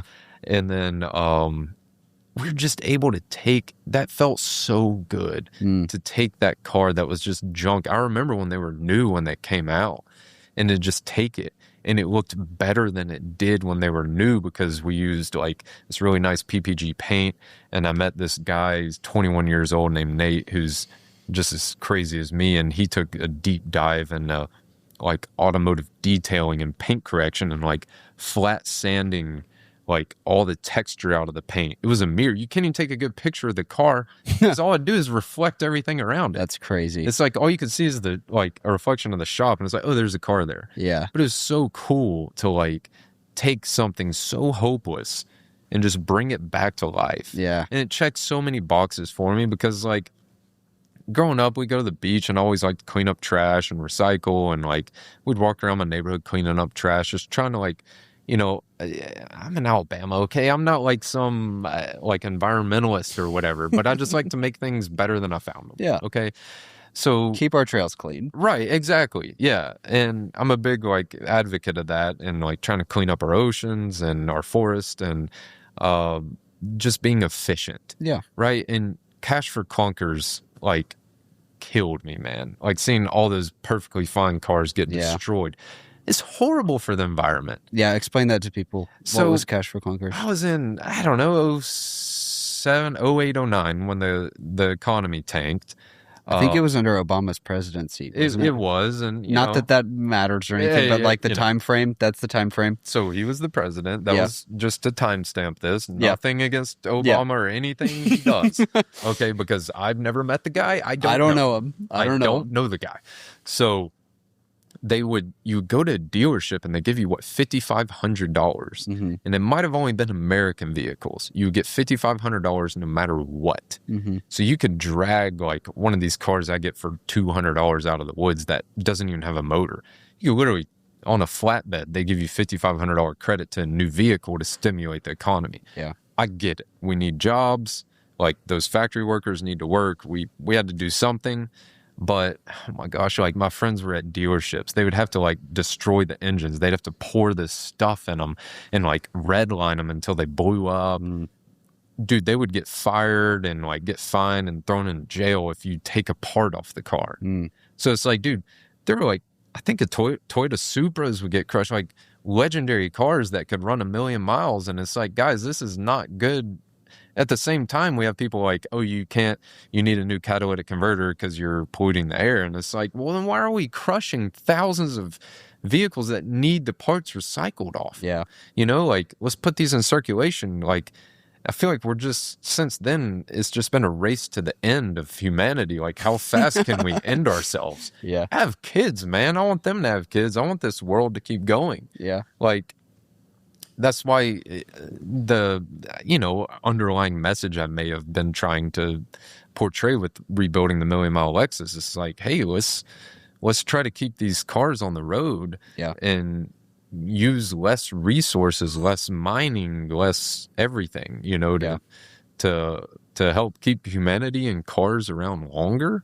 Because how much iron and how much steel can we pull out of the earth, right?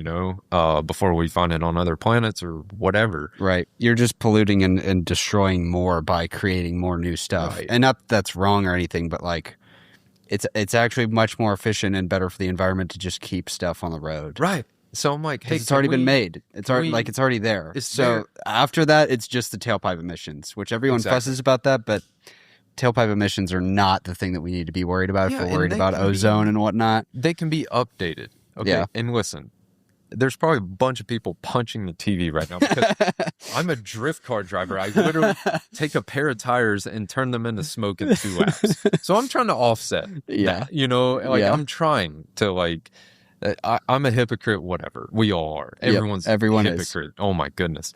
Don't get me started. But Yeah. we can update catalytic converters on older cars to where they don't smoke. Dude, I used to like, when I was a kid, it's like, I didn't.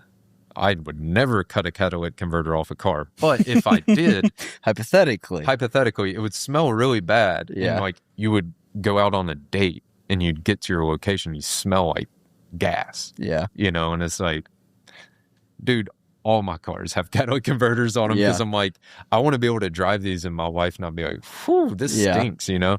So okay, you lose what, 4 or 5% efficiency, maybe more. I don't know. Again, I'm a hypocrite. Like I also will put 1,000cc injectors in a car to put as much fuel in it so we can make 800 horsepower, right? Yeah. So, but you know, I try, and I just think trying to keep older cars on the road gives people jobs. Yeah. Very skilled people who can repaint a car, reupholster the interior, make it look better than it was new, and reimagine in these cars. It's just the problem is, you know, some of these companies will take an old Porsche 911, make it way better than it was new, but it costs $2-3 million and it takes 2 or 3 years to get it. Yeah. So, yeah, There's a middle ground. there is definitely a middle ground. What cars do you have? Because I know you have a bunch. There's a bunch. So, I mean, yeah, I mainly daily drive like a 2008 Dodge Ram 2500 diesel. Okay. I'm always having to move, you know, non-working cars and parts and stuff around. Our 97 Land Cruisers, like, our backup daily. And my wife's Lexus RX. And then my Porsche 911 Turbo is 2001. Love it. That's like my road trip car. Okay. When I don't have the kids. Yeah. And like going somewhere. Yeah. And don't have a lot of luggage or car parts. I don't get to drive it as much as I want, but it's awesome. Is there anyone else in town with a 996 turbo? I don't know if there is. I haven't. Okay, because I think I've seen your car around before. Probably the one with the 19-inch wheels. Yes. Yeah. I think I have a picture of it out at I'll have to find it. It's out at Moss Rock. There's a pizza place out there. That's me. Yep. Yeah. Yep. I was like, That is I me. saw you drive up and then walk out and go get pizza, Oh and my I gosh. went and took pictures of your car and then walked Small back. world. Yeah, that was 100% me. That's hilarious. Yeah. Do you? This is another tangent. Do you have like an encyclopedic memory of like every car that you've ever seen? I used to. In high school, I'd be able to tell you who. You point at a car, I could tell you who drove it. Yeah. And now I remember the cars and not the names. Yeah. Of the people. I saw a reel on Instagram yesterday that I showed my wife Claire, and it was this guy, and he was like, "Oh yeah, that's like, you know, C6Z06 guy. Yeah, he's like, he had a 911, but after the divorce, he like had to get rid of it and got the Corvette." And the guy in the passenger seat's like, "Do you know that guy?" He's like, "Oh no, it's just like, it's a classic move that, like, you know, the 911 goes away and the Corvette comes in. Like, I just know that's a divorce move, you know, like he my just like gosh. knows cars and about them without actually knowing the people." Right. Anyway, Claire thought it was funny. She was like, "There are other people like that. It's not just you." I was like, I know it's crazy, Yeah. but like, anyway, okay. And so truck, Land Cruiser, 996 turbo. Yep. And then, my gosh, this white 350Z my buddy gave me that is currently getting something very, very cool done to it, and will Sick. be back on the channel. The 1990 Renault Alpine Turbo that was left-hand drive, imported from Tokyo, Japan to here by Tyler Hoover, I believe, and then Tavares, and then me. Who's next? Yep, You know? But that's such a cool little car. And then the Toyota Supra from New York, currently super deep in restoring that car. Trying to get a video up on it real soon. But that car was rough, but it's coming together. Yeah. There's a car I just bought 3 days ago I haven't seen yet that is also in Florida. That YouTube friend said, hey, I found 2 cars and I want one, do you want the other? And I said, if you think I need that car, yes. Yeah. I have another car in Florida that hasn't been on yet that will be on the channel. And there's my 78 Camaro Z28, my first car, still own it. That's cool. It's the Disco Camaro. I'll be doing something big with it on the channel hopefully soon as well. First car, man, I can't get rid of it. Oh yeah. And it's just classic American muscle, Yeah. Let's see what else. There's the S15. Yeah, the Sylvia, then the Chevy SS, the big one we restored. What else is there? There's like 3 crazy cars I really want to tell everyone about, but y'all have to watch to find out. Yeah. I don't know. There's just it's escalated heavily, so I'm actually about to sell some cars. Okay. So yeah, I gotta chill out, clean it out, and then bring some new in. And so the way I see it, there's some cars I've really fallen in love with that I really like. There's actually another car I just got back with as well. I've been busy. That there will be a video up on it, and I want to like fully restore and keep it. Yeah. I can't feasibly restore every car I have. Right. It takes so much time to like restore. Like, forget about the money, just the time it takes to restore by myself. Like, I need help again. Hopefully, I beg my friends to come help whenever they can, and they do, and it helps tremendously whenever they do. But yeah, I think I counted the other day, I think there's like 12 or 13 cars right now. Wow.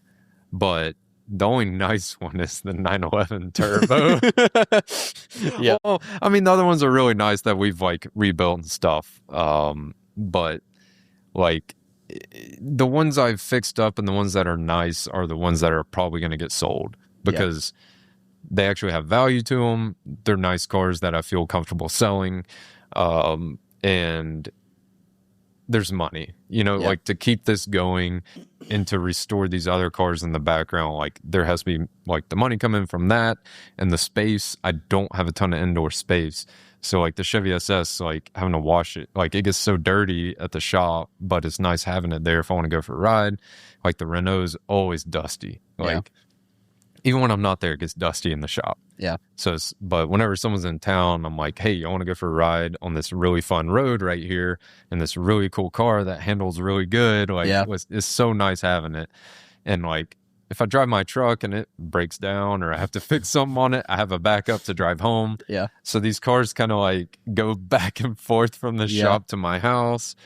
It's funny. I explain this to people that I like to have certain cars for certain activities. Yes. And self-limit in that way. Right. And it's really funny because like, I'm hearing you say that and it makes total sense to me because I'm like, yeah, you have your shop car and you have your house car and you have your nice car and you have your, your daily and your backup daily and your wife's daily and then her backup daily. Like it all makes sense to me. Car seats, 2 big car seats. Yeah. Have to go in the back of something. Yeah. Like, what cars do those fit in? Yeah. What? It all makes sense to me, but it's really funny if I'm thinking about like explaining this to just like one of my friends who doesn't care about cars and they're like, why do you have 10 cars? Right. It's like, well, each of them has a purpose. They do though. Yeah. It's crazy. Like the 911 Turbo, like I can drive it to the beach. Like I have a bachelor trip coming up for a friend. I'm like, I am driving that car. Yeah. When I was a kid, I remember being at the beach and seeing a 1993 Mazda RX-7 Turbo. Beautiful shapes to that car. It was lowered, had some nice wheels, and it was sitting there like ocean in the background. I was like, I want to be that guy. Yeah. And now I'm that guy with the 911 Turbo. I'm like, I get to drive this down. I get to stare at it when I get out of it, like eating shrimp and just like, that's so cool. And it's so fun to drive, But just having a car for every job, like the truck gets used I've put so many miles on that truck and the Land Cruiser because it has back seats, but that car is going to be on the channel soon because it needs so much. Like, it's the car you haven't had to do any maintenance on. You can get away with just not doing maintenance, but now it's like, okay, it needs a lot of work. Yeah. So just having a car for every job, like, you need a car for like autocrossing, road racing, drag racing, drifting. Those are all different things that do those jobs very well. As a psycho who likes to experience all these different things, like every car, it's funny, every car guy's after what's the ultimate car, like Ventra in Los Angeles, he a C6 Chevrolet Corvette Z06, so it's probably 2005 to 2013. Like, that was his opinion of the perfect car, but it doesn't have back seats. That's where the Chevy SS, I'm like, dude, it has back seats and it's a 4-door Corvette. Literally. You know, and they didn't make many, so they're rare. You don't see them everywhere. They're cool.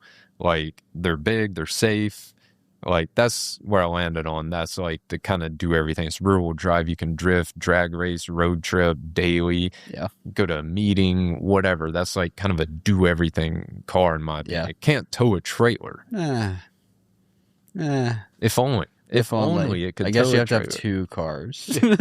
So, yeah, us car people, we're the worst and the best at the same time. Like, I've helped my neighbors fix their cars, so like, I try to be mindful and not, have loud stuff cranking up and all that. But yeah, my whole life, even when I barely knew anything about cars, my neighbors, hey, can you fix this? Yeah, we can try. And I only had the cops called on me one time for having too many junk cars in the driveway.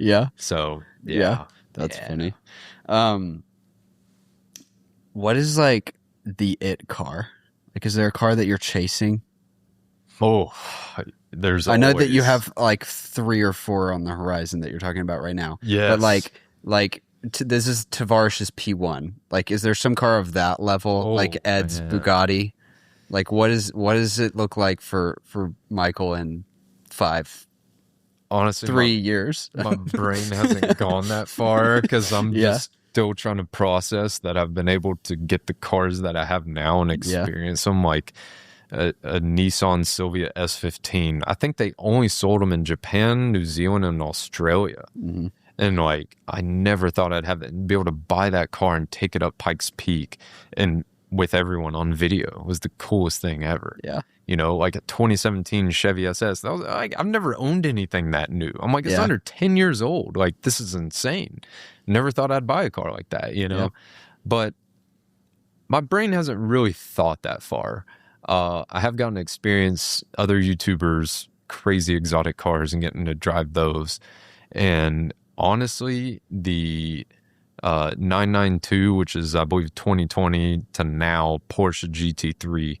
I haven't driven the RS, just the GT3. It's actually Freddie's, which is Matt Armstrong's and Adam LZ's. That car was such a good driving car. Is that one PDK or is that one manual? It was a 6-speed manual. Okay. So it was non-PD, and it felt great. Yeah. Some of the newer BMW manuals, you don't feel like you're driving a manual because it just is too effortless. It's too easy. It's not. I felt disconnected, where the 911, I really felt connected. So who knows how much money and engineers went into creating that masterpiece, but oh my gosh, they nailed it. Yeah. So really, if I could get into one of those cars, that would be insane. I know these days it seems like you see them everywhere in videos and stuff.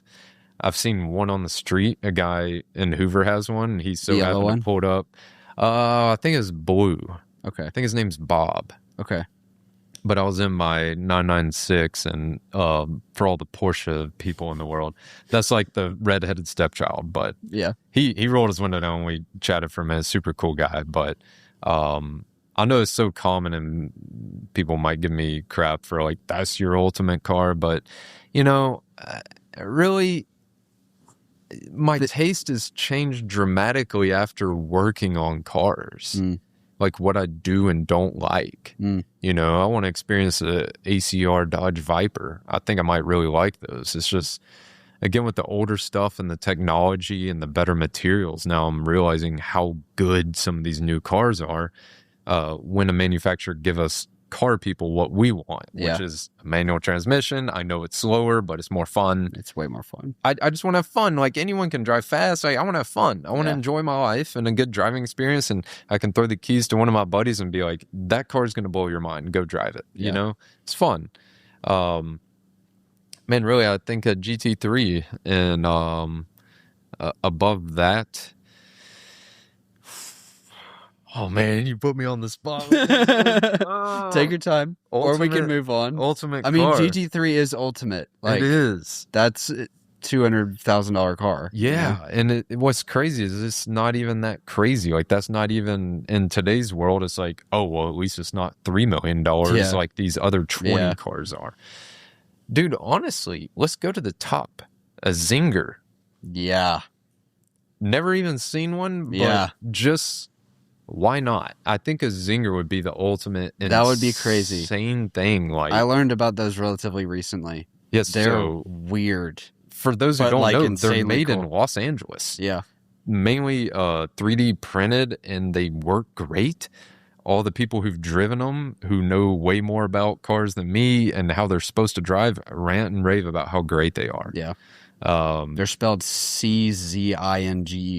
Right, and they're not even a car manufacturing. They manufacture like aerospace. Yeah. Insane. Also, I think that the founders are like 32 or something. Yeah, they're like super young. Super young. Yeah, it's insane. Makes me feel really good about myself. I know. I'm like, dude, I'm a piece of trash. Like, I can barely get some of these cars running, and these guys are like, hey, watch this. We're gonna break every record. We're gonna break every rule and every record and everything. So that's super crazy. Cool. The Mustang. I'm not a Ford guy, but oh my gosh, like the Mustang GTD. I want to experience that vehicle. Those seem sick. Yeah. Probably not a great street car, but Porsche is apparently working on a new flagship that should come out. Is probably going to be hybrid. That's the thing. Everything's like kind of hybrid now. Yeah. And I'm old school. I like the gas stuff. Yeah. Either a Zinger or a Singer Porsche. Yeah. Zinger or Singer. Zinger or Singer. Zing. We'll find a crashed Zinger for you in 2 or 3 years. And just try to replicate what they did to get it up to their 3D, level. Learn how to 3D print metal. Yeah. Who knows, man? I've been I've been diving into 3D printing and stuff, and had some stuff made for the 350Z because we've gone absolutely insane with that. It's literally a 2-year video in the making. Wow. And it's like, I don't know how long the video will be, but it's going to be nuts. It's going to be a really cool 350Z if we can pull this off. Yeah. And if you never see the video, I failed. You gave up. Yeah. That's funny. Okay. 2-car garage. So you said you were interested in investing and things like that earlier. So I modified my question. So imagine it's the 90s. Okay. Your midlife crisis, 45. Yes. Your grandfather, this is all hypothetical. I love this. Your grandfather was an early investor in Disney. Okay. But like when Walt Disney was still alive. And what do you mean? He's under Space Mountain right now. Right. So the 90s come around and your grandfather passes away and he passes on his Disney stock to you and you decide to sell it and it's $750,000. So you have a lot of money. Yes. Especially in the 90s. What year? Let's say it's 1997. Okay. 97. And you want to go and buy 2 cars, replace whatever you've been driving with 2 cars. With this money, because you're 45, you've got the house, you've got the kids, you got everything sorted. Already, so you just have a bunch of free money. Yes, and you want to go buy 2 cars. It's 1997. Can I have 2 daily drivers in the driveway? Your wife can have a daily driver. Okay, the other 2 have to be for you. Okay, 2 cars for me in 1997. Is this knowing what I know now? where the future goes and investing and all Sure. that. Okay, so I don't shame people who buy cars and investments. That's Mhm. fine if that's what you want to do. But I would buy.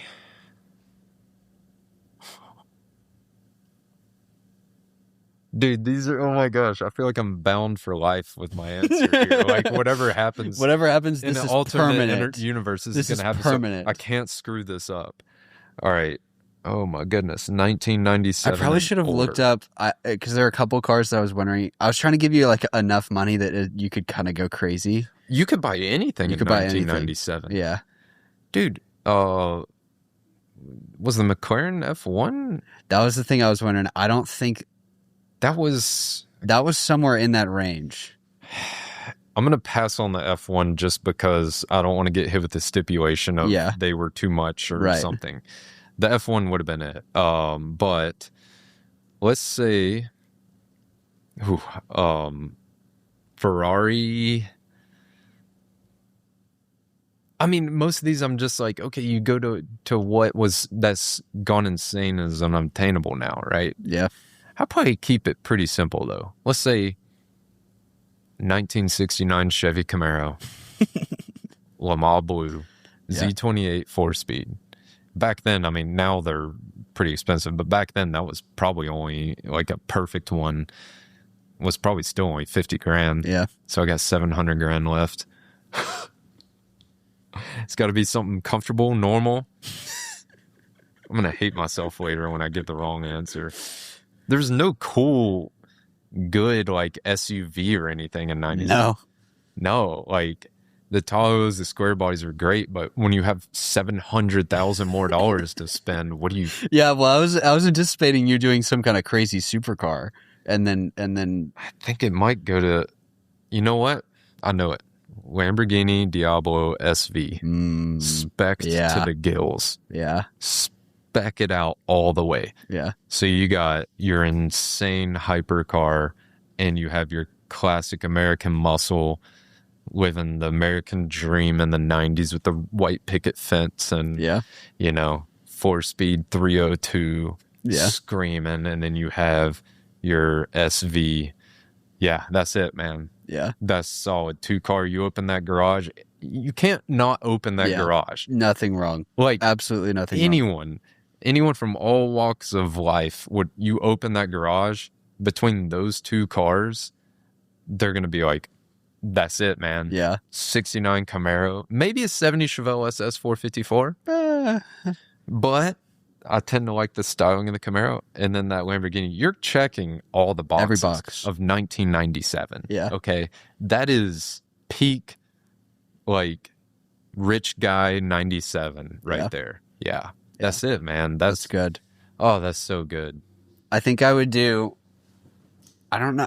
I should have looked this up. I don't know what the price of an F50 was, but I want to say it was. They had to have been under 750. I want to say it was like 300, maybe 400, Right. something like that. Wonderful choice. I would do F50, and then I think I would do like 993 turbo. Yeah. I think that would be it for me. Dude, a yellow F50. Oh my Yeah. gosh. Should I have done that instead of the SV? No. The SV's great. It's That- fantastic. You dude, still get a V12. a yellow F50. Also, like, I mean, the SV, you get the doors going up. You don't get that That's with true. an F50. Yeah, you get the full experience. You get the full exotic thing. the full rich guy 90s, like lure there. Yeah. War, whatever, however you Yep. pronounce it. Yeah, dude, it's freaking crazy. So, Fantastic. what's your goal with the podcast? Where do you want to take this thing? Where do you see yourself in 2 years? 2 years. I hope I'm doing it full time. Nice. I feel like if you're gonna do content, you have to be a bit delusional. Yes, absolutely. There has to be something wrong with you. Yeah. I mean, I want to be one of the podcasters. Dude, I hope you When are. That'd people be- talk about Chris Williamson and Yeah. Joe Rogan and Right. all these guys, I want to be one of the names. Well, the best advice I can give you that I've had work for me is just be yourself, be authentic, which you have no problem doing that. So, like, I think Yeah. you'll be just fine. But yeah, in the world of doing this and holding people's retention and entertaining, because that's what we're doing. Yeah. And hopefully relating to many other people out there. And I hope I'm inspiring and helping others, you know? Yeah. Yeah, dude, just keep doing the thing and getting out there. I mean, that'd be my advice to unsolicited advice to anyone trying to do this. Yeah. Go outside and go to events, have fun, do what interests you and genuinely interests you. I've seen a lot of people come and go in the car industry who I know they were just coming in it for some other reason other than they enjoy cars. Yeah. Because it can be hard. Like, cars can be very difficult. And it's, you see the people who are in it for the wrong reasons, whether it's just like trying to be famous or trying to just maybe make a quick buck, or I don't know, but there's been a lot of people kind of come and go. I hope they enjoyed it while they were there, but it's hard. And I think that correlates to a lot of different things, you know, me having a lot of different background experience and life experience. It seems, like you said, just staying in the game, doing what you really love and you're passionate about. Everyone sees it, you know? It's not everyone, but, you know, it's easier to just be yourself than... But there are some people who are complete characters, and I love it. Yeah. Like that Frankie Lapina guy with the big booty guy. That yes. Like, he's got some cool cars. He does. He has an R6 and like a Raptor R and some other stuff. I just saw that video. Yeah. He's hilarious. So funny, and has built like an empire. Like, he's so famous. It's hilarious. That guy's oh my God. I started watching him in COVID. It's just so funny. So but like, funny. I feel like he is being himself, but obviously it's like it's a caricature. It's kind of himself. A character, right? But it's just like so entertaining to just, and I'll just still stumble across the most random videos and seeing those people I enjoy. And like someone, I don't know if this is true, like apparently Mr. Beast said the other day, he could make a faceless YouTube channel and have it to like, don't quote me on this, something like 1 million subscribers within X amount of time. Yeah. And it's this big thing, like people arguing, yes, you can, no, you can't. But like, I don't know. I feel like once you kind of maybe find your thing that you do, maybe he could. I have no idea if he could pull it off. But in today's world, I feel like I've read places that faceless things are not being pushed because it could be too manipulated by AI and stuff. Yeah. Like voice, like, dude, people steal my videos like crazy. Really? Yeah, all the time. That's crazy. Like they're sent to me or tag and it's like, okay, I had someone, they took one of my whole rebuild videos and put like their own voice on it and cut my face out every chance they could to try to make it look like they're the ones that fixed the car.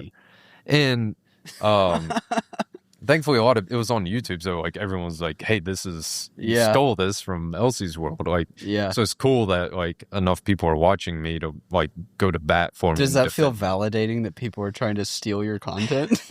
I mean, I guess like You're doing something right enough that people were jealous or something. I don't know. I never thought this would go this far, you know, but I'm just enjoying every minute of it and having fun and, you know, trying to bring my boys up with me and, you know, put those talented guys on who are doing really crazy stuff with cars. And, but yeah, I don't care. I mean, okay, someone stole it. It's going to get taken down, whatever. But, I don't know. I'm usually just by myself working on some junk car in the woods or my shop. So it's like, that's just the funniest thing. I didn't really think about content until I started making it myself, is how much time you just spend alone. Yeah. Because like people are looking at your videos on YouTube and Instagram and whatever else, and I don't know. It's like because you're talking to the camera, it feels like you're there and you have this like parasocial relationship with the person and stuff, and it's just like it doesn't seem like when I watch you go do that you're alone, but like most of that time you're like Yeah. alone. Sometimes Other I than am. working on a car with a buddy or something like. Right. Yeah, there might be like 5 dudes behind me, like mooning the camera and stuff and trying to make me laugh, Yeah.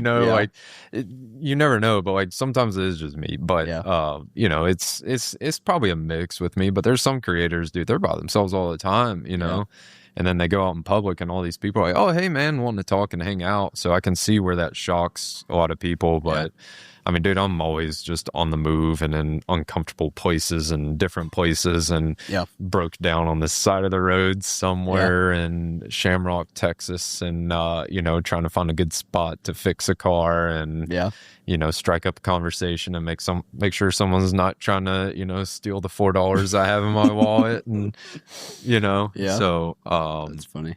Yeah, I don't know. The older I get, the kind of less I care about.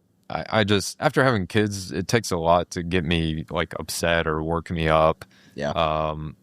When the first time someone was like stealing all my videos, and they did great on TikTok. I need to put more on TikTok and stuff, but it's just me, and I'm trying to keep the builds moving and fresh stuff coming. Yeah. And when I have chances, clip the content, the interesting parts, and put them on other platforms for other people to enjoy, and hopefully guide them to the full form video to see the whole madness of what's going on. Yeah. Yeah, dude, it's weird seeing your stuff get stolen left and right. Yeah. It's a thing, and it's weird. It's weird. Yeah. It's weird. Yeah. Well, where can people find you? Find me on Instagram at Elsie's World. ELS is in Sam, EAS World. It's like a Viking last name, apparently. It's a weird last name, I know. Cool. Instagram, Facebook, YouTube, TikTok. Should be able to just type in Elsie's World. And I have a second channel called Elsie's Other World, where I do just kind of random stuff or not so ambitious projects, or something that, like, I found this Supra that I ended up not getting to buy it. But it's such a crazy story, finding the Supra in this abandoned lake house, like just falling apart. Like, I wanted to show the car, so I put that on. Or I'll combine a multi-series. Like, if there's 8 videos on one car, I'll combine them into one video, so you can just watch the whole thing start to finish. Yeah. So Elsie's Other World. And I think that's it. Maybe a Cars and Coffee or car show or drift event near you. And if you see a junk car driving down the side of the interstate, it might be me. Yeah. So yeah, man. Sweet. Just find me on the internet. Check it out. I hope y'all come over and watch my videos and enjoy them. And there's a lot more chaotic stuff coming. So yeah. Love it. I appreciate you having me, dude. Yeah. Us Birmingham content creators, we got to stick together, man. Yeah, man. Yeah. We're in it. Yeah, we are in it. And dude, this city's awesome. It is. It's come so far in the past 20 years. So there's so much to offer here, so much to do. The cars, Koenigsegg and Pagani are running around. There's stuff to do here. There's good food and restaurants, coffee. I'm getting a new kart track at Barber Motorsports. I saw that right 2 days ago. Yeah. It's cool, man. It's huge. Yeah, we got to get all the local people together and do something fun, and go hit a Cars and Coffee and just have a big car day. Absolutely. Yeah, it'd be great. It'd be fantastic. Yeah. Thanks for having me, dude. Yeah. This is great. Fun. I wish you all the success with this. Thanks, brother. Appreciate it. Yes, sir.